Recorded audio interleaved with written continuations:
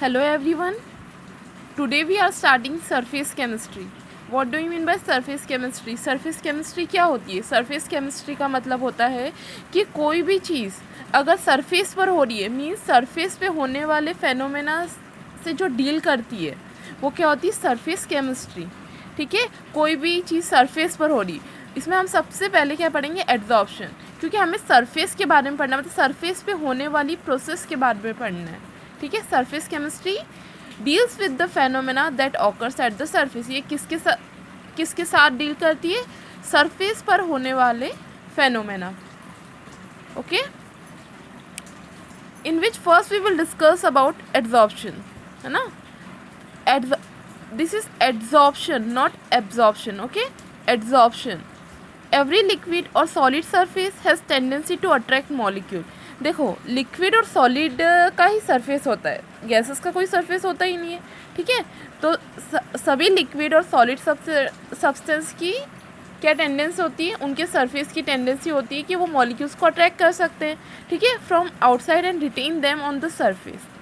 This is called adsorption. मतलब हर एक लिक्विड और सॉलिड सरफेस की टेंडेंसी होती है कि वो मॉलिक्यूल्स को अपनी तरफ अट्रैक्ट करते हैं और क्या करते हैं? उनको अपने सरफेस पर एब्जॉर्ब करके रखते हैं. फॉर एग्ज़ाम्पल, अगर मैं ये पेंसिल रख दूँगी कई दिनों तक एक रूम में रखी रहेगी, उसको कोई डिस्टर्ब नहीं करेगा. तो या फॉर एग्ज़ाम्पल हम ले लेते हैं अगर बेंचेस. तुम देखते हो कि अगर कई दिनों तक क्लासरूम बंद रहता है तो बेंचेस पे क्या होता है कि डस्ट पार्टिकल्स इकट्ठा हो जाते हैं. क्यों होते हैं? क्योंकि वो सरफेस जो रहता है, सॉलिड सरफेस जो रहता है, वो क्या करता है? उन पार्टिकल्स को अपनी तरफ अट्रैक्ट करता है, जिसकी वजह से वो क्या हो जाते हैं? उनकी सरफेस पर पूरे डस्ट पार्टिकल्स इकट्ठा हो जाते हैं. ठीक है, क्यों? क्योंकि every liquid and solid surface has tendency to attract molecule. क्योंकि हर एक सॉलिड और लिक्विड सरफेस की टेंडेंसी होती है कि वो मॉलिक्यूल्स को अट्रैक्ट करते हैं और उनको अपने सरफेस पे रिटेन कर रखते हैं.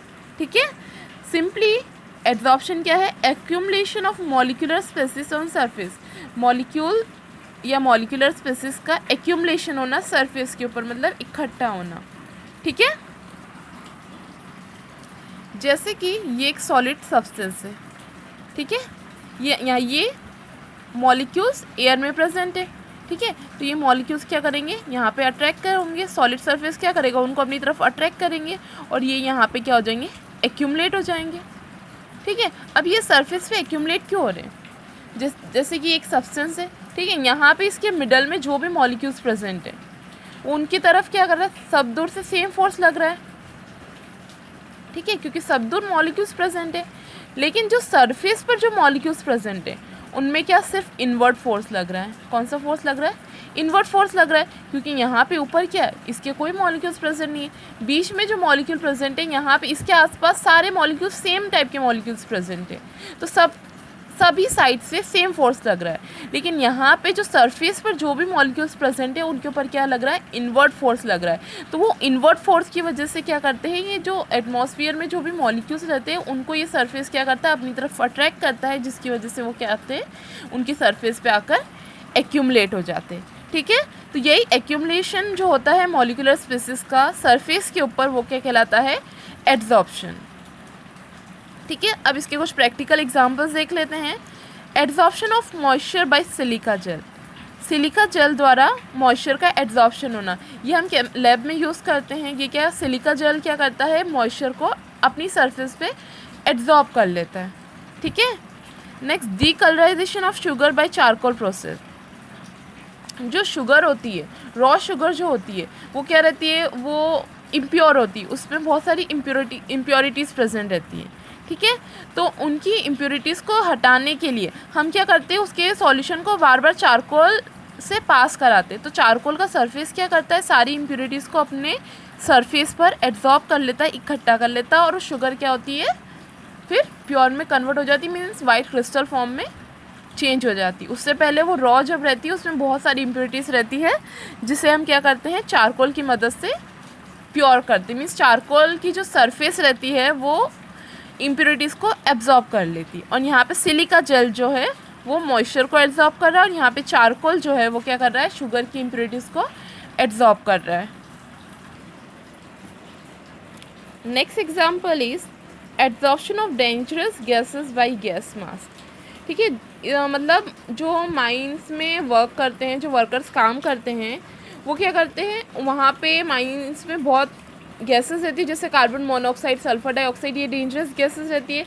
तो वो क्या करते हैं, वर्कर्स अपने एक मास्क पहनते हैं, गैस मास्क पहनते हैं। तो वो मास्क क्या करता है, डेंजरस गैसेस को क्या कर लेता है, एब्जॉर्ब कर लेता है। मीन्स उस मास्क में क्या रहता है, एक्टिवेटेड चारकोल रहता है उसकी सरफेस पर। तो वो क्या करता है, उसकी वो हार्मफुल या पॉइजनस गैसेस जो होती है उसको क्या कर लेता है, एब्जॉर्ब कर लेता है।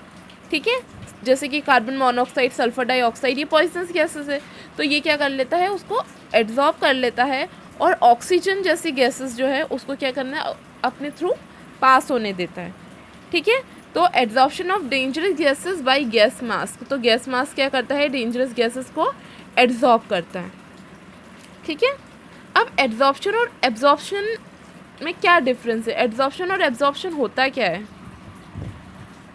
सी, एब्जॉर्प्शन जो है वो क्या है, सरफेस फेनोमेना है। ठीक है, सरफेस पे होने वाली प्रोसेस है। लेकिन एब्जॉर्प्शन जो है वो बल्क फेनोमेना है। बल्क फेनोमेना मतलब जो अंदर भी होती है प्रोसेस। फॉर एग्जांपल, अगर मैं स्पंज की बात करूँ, स्पंज को अगर मैं पानी में डाल दूँ तो क्या करेगा, वो वाटर को पूरी तरीके से एब्जॉर्ब कर लेगा, उसके अंदर भी पानी चला जाएगा। ठीक है, तो ये प्रोसेस क्या हो रही है, एब्जॉर्प्शन। ठीक है, क्योंकि उसके बल्क में भी पानी चला गया है। वहीं अगर जैसे कि हमने अभी इतने सारे एग्जांपल देख ही लिए एब्जॉर्प्शन के, क्योंकि एब्जॉर्प्शन सरफेस फेनोमेना है और एब्जॉर्प्शन जो है वो बल्क फेनोमेना है। Absorption decreases with time. Decreases, क्या डिक्रीज हो रहा है, इसका रेट, एब्जॉर्प्शन का रेट जो है होता है वो डिक्रीज होता है टाइम के साथ। कैसे, क्योंकि ये एक सरफेस फेनोमेना है। तो अगर ये पूरी सरफेस पे मॉलिक्यूल आकर एक्यूमुलेट होने लग जाएंगे तो धीरे धीरे क्या होता जाएगा, वो टाइम के साथ डिक्रीज होता जाएगा। लेकिन absorption it occurs eight uniform rate, ये यूनिफॉर्म रेट के साथ होता है, क्योंकि इसमें बल्क में भी क्या होता है, मॉलिक्यूल्स एंटर करते हैं। ठीक है, इसका एग्जांपल है वाटर प्लस सिलिका जेल। क्या करता है, सिलिका जेल इसको क्या करता है, वाटर को या मॉइस्चर को एब्जॉर्ब कर लेता है। एब्जॉर्प्शन का अगर हम देखें तो वाटर प्लस एनहाइड्रस CaCl2, ठीक है, कैल्शियम क्लोराइड। तो एनहाइड्रस कैल्शियम क्लोराइड जो है वो क्या होता है, एनहाइड्रस कैल्शियम क्लोराइड जो होता है वो डिहाइड्रेटिंग एजेंट रहता है। तो जब ये दोनों एक दूसरे के साथ रिएक्ट करते हैं तो ये क्या करता है, हाइड्रेटेड मॉलिक्यूल फॉर्म करता है, कैल्शियम क्लोराइड .6H2। ठीक है,